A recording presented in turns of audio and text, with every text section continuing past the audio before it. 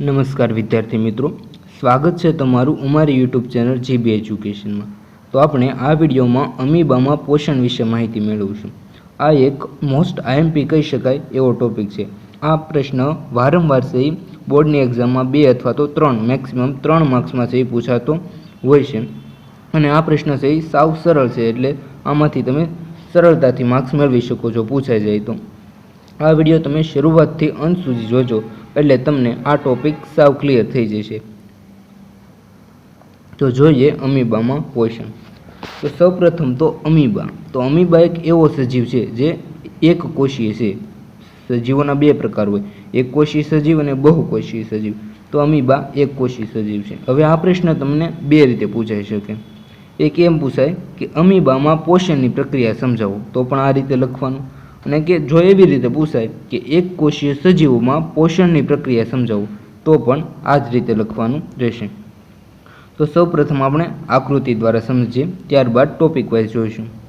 તો સૌપ્રથમ એ આકૃતિ સમજીએ તો તેમાં તમને એક અમીબા આપેલો છે અને તેનું એક કોષ કેન્દ્ર છે, અને જે તમને આ બહાર દેખાય છે એ છે ખોરાકનો કણ છે અથવા તો અન્નકણ પણ કહી શકાય। હવે આકૃતિ બી સમજીએ। તો અમીબાનું પહેલાં તો કોઈ આકાર નિશ્ચિત નથી હોતો, તે કોઈ પણ આકારનો હોઈ શકે છે। તમને જે આંગળી જેવા 2 પ્રવર્ધો દેખાય છે તેને કહેવામાં આવે છે કૂટપાદ અથવા તો ખોટા પગ પણ કહી શકાય।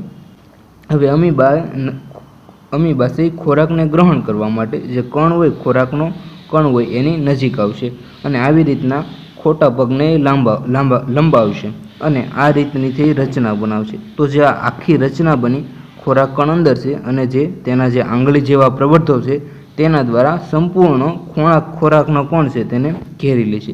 તો આ જે રચના બની તેને કહેવામાં આવે છે અન્નધાની। શું કહેવામાં આવે છે? અન્નધાની। અને ત્યારબાદ આ જે ખોરાકનો કણ છે એ અમીબાના કોષની અંદર જે કોષરસ હોય તેની અંદર વયો જશે અને અમીબા તે ખોરાક કણને છે એ ગ્રહણ કરી લે છે। ત્યારબાદ આ ખોરાક કણનું પાચન થઈ જશે અને તેમાં જે વધારાનો અપાચિત પદાર્થ હોય, અપાચિત ખોરાક હોય તેને તે તેના શરીરમાંથી બહાર નિકાલ કરશે। તો હવે આપણે ટોપિક વાઇઝ સમજીએ। તો સૌપ્રથમ છે ખોરાકનો ગ્રહણ। તો અમીબા કોષીય સપાટી પરથી આંગળી જેવા અસ્થાયી પ્રવર્ધોની મદદથી ખોરાકનો ગ્રહણ કરે।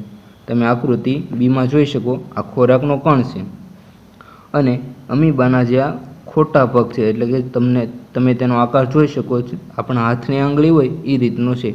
એટલે કે અમીબા કોષીય સપાટી પરથી તેની જે કોષીય સપાટી હોય તેની પર આવેલા છે આંગળી જેવા અસ્થાયી પ્રવર્ધો, તેની મદદથી ખોરાક ગ્રહણ કરવાનું કાર્ય કરે છે। પેલો ટોપિક ક્લિયર થઈ ગયો, ખોરાકનું ગ્રહણ કઈ રીતનું થાય છે તે। હવે જોઈએ ખોરાકનું પાચન કઈ રીતનું કરે છે। હવે આ આંગળી જેવા પ્રવર્ત છે। હવે આ પ્રવર્ત છે ખોરાકના કણોને ઘેરી લે છે। તમે આકૃતિ સીમાં જોઈ શકો છો, સંપૂર્ણપણે ખોરાકનો કણ છે તેને ઘેરી લીધો છે અને તેની સાથે જોડાણ કેળવીને, એટલે કે આ ખોરાકના કણને સંપૂર્ણ રીતે ઘેરીને આ 2 પ્રવર્ધો છે, આંગળી જેવા જે ખોટા પગ છે તે એકબીજાને જોડાઈ જશે અને આ રીતની અન્નધાનીની રચના થશે। ખોરાકનું પાચન કઈ રીતનું થશે? તો કે જે આંગળી જેવા પ્રવર્ધો છે ખોરાકના કણોને ઘેરી લે છે અને તેની સાથે જોડાણ કેળવીને અન્નધાની બનાવશે। હવે જોઈએ ખોરાકનું શોષણ।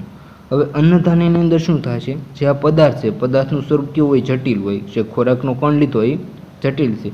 હવે જટિલ પદાર્થને સરળ પદાર્થમાં ફેરવશે। કઈ રીતે? તો કે વિઘટનની પ્રક્રિયા દ્વારા। અન્નધાનીની અંદર શું થશે? તો કે જે જટિલ પદાર્થ છે એ વિઘટનની પ્રક્રિયા દ્વારા સરળ પદાર્થમાં ફેરવાશે અને આ જે પદાર્થ છે ત્યારબાદ અમીબાના કોષરસમાં પ્રસરણ પામશે।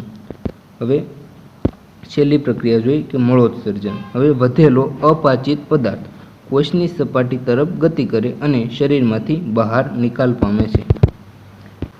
જો તમને આ વિડીયો પસંદ આવ્યો હોય તો વિડીયોને લાઇક કરી દેજો અને ચેનલને સબસ્ક્રાઈબ કરવાનું ના ભૂલશો। ફરી મળીશું એક નેક્સ્ટ ટોપિક સાથે અને નવા વિડીયો સાથે। Thank you.